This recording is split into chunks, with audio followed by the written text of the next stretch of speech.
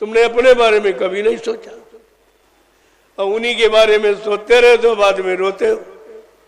एक दिन की गलती 5 साल की सजा पाते हो, 5 साल पीटे जाओगे, कुछ नहीं बोलोगे, और एक दिन तुमको पागल कर दिया जाएगा। शराब पिला के, मुर्गा मीट खिला के, ये दे के वो दे के, बस एक दिन तुम्हारे मन को जीत लिया और 5 साल तुमसे वसूल करेंगी। जो तुमको 10-15 दिन चुनाव प्रचार में जो अंडा मुर्गा मीट के लिए स्वतंत्र कर दिया या कुछ सामान पैसे दे दिए, और 15 दिन के बाद और चुनाव प्रचार खत्म हो जाएगा, तुम तब तक पक्के शराबी बन जाओगे। इतनी पिलाएंगे और वो परिचय दे रहे हैं कि हम अगर जीत गए तो शराब ही पिलाएंगे तुमको, दूध नहीं पिलाएंगे, शराब, अंडा मुर्गा मीट खिलाएंगे, इसकी आजादी कर देंगे, चाहे जितना खाओ चाहे। तो आएगा कहां से?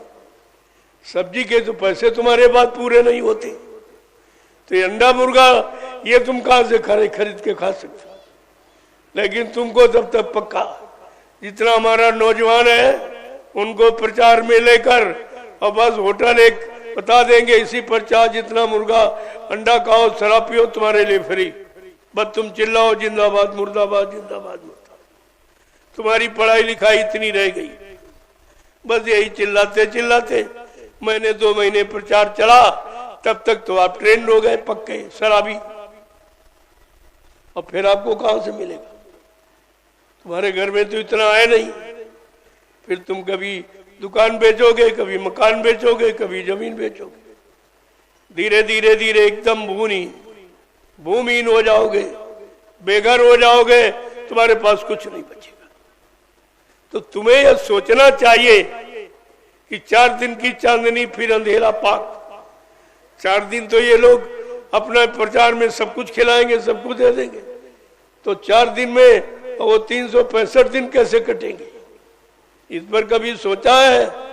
कुछ नहीं, कुछ विचार ही नहीं करते। और वो परिचय पहले ही दे देते कि देखो हम अगर जीत गए और शासन में चले गए तो बस शराब और दारू मुर्गा मीट बस ये तुम्हारे लिए खुलाएंगे, लेकिन फ्री नहीं, पैसा देके फिर पाओगे। फ्री में तो तुम्हारी आदत खराब करती, इसलिए फ्री देते। जब आदत पक्की हो जाएगी तो फिर तुम सब बेचो खाओगे और गरीब हो जाओगे और परेशान। धीरे धीरे धीरे धीरे ये देश गरीबी रेखा के भी आगे चला गया, बहुत आगे हो गया, अब कुछ नहीं बचा।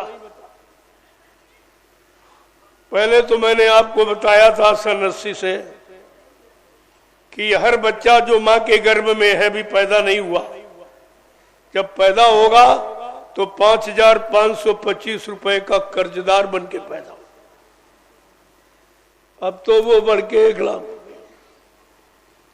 1 लाख रुपए से ऊपर का कर्जदार बन के जन्म लेगा और कर्जे में जिएगा, कर्जा छोड़ के अपने बच्चों के लिए मर जाएगा। लिया जाए ये कर्ज की प्रथा ये और चलती रहेगी ऐसे, क्रम बार क्रम, कोई देने वाला तो वही नहीं और कर्जा मुक्त कराने वाला कोई नहीं, तो ये तो सिलसिला कभी बंद ही नहीं होगा। लेकिन आज जो महापुरुष ने आवाज लगाई कि तुम्हारे पर कोई कर्जा नहीं, मैं सिद्ध कर दूंगा, जिन्होंने लिया उन पर कर्जा नहीं है। तुमको अगर अनुदान, पहली बात तुम पढ़े लिखे हो, अनुदान शब्द का अर्थ नहीं जानते हो। अनुदान कभी कर्जा नहीं होता और तुमको कर्जा बताया गया और उसी कर्जा पर ब्याज चक्रवृद्धि ब्याज लग रहा और तुमसे लिया जा रहा।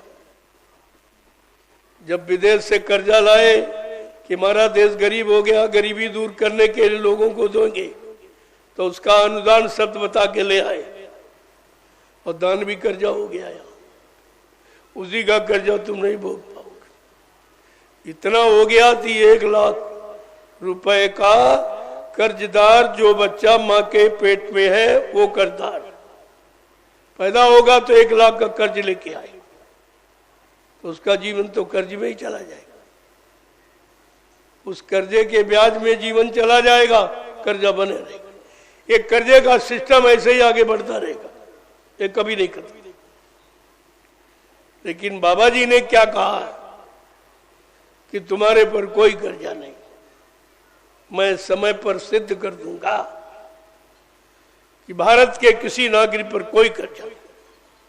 कारण है, अगर 10 लाख कर्जा तुमको दिया गया, तुम्हारे नाम इशू किया गया, जिसमें 9 लाख वही लोग ले ले, 1 लाख तुमको मिला और तुम पर ब्याज लग रहा 10 लाख का, क्योंकि तुम्हारे नाम 10 लाख निकला, तुम्हारे हाथ में 1 लाख, 9 लाख को खा गए सब। तो जो 9 लाख खाया है उसको कर्जा देना कि 1 लाख वाले को देना है, ये बात तुम्हारी समझ में नहीं आ रही। और बाबा जी ने यही इनकी मर्ज पकड़ ली नस कि जिसने 9 लाख खाया वो असली कर्जदार तो वो है, उस पर कोई कर्जा नहीं। जो 1 लाख लिया उससे मैं ब्याज के वसूला जा रहा है। तो महात्माओं की आंख से तुम बच नहीं सकते। महात्माओं के पास ऐसा कैमरा है, तुम्हारे अनंत जन्मों की सारी कार्य कारनामों की करतूत को देख रहे हैं और उसी के अनुसार कहते तुम सजा पाने के अधिकारी हो, प्रजा नहीं। राजा सजा पाने के अधिकारी। कितना पैसा लूटा जा रहा। अभी आपने देखा सुना कुछ नहीं है, तरह तरह के तरीके उनके पास लूट करने के। भगवान के नाम पर भी लूट कर ली, अरबों खरबों रुपए लूट लिए गए भगवान के नाम पर। जो भगवान को नहीं छोड़ता क्या इंसान को छोड़ देगा वो? इतनी छोटी बात, बारीकी बात आप नहीं पकड़ पाए हो, तो फिर तुम कैसे समझोगे अपने आप को, अपने दुख तकलीफ की नीति रीति को तुम कैसे समझोगे? तो ये तो तुम्हारी बहुत बड़ी कहानी बन गई, इसको मैं कहां तक दोहराऊं। चलो आज की पावन पर्व तिथि पर कुछ याद करा दे आपको। क्या याद करना है?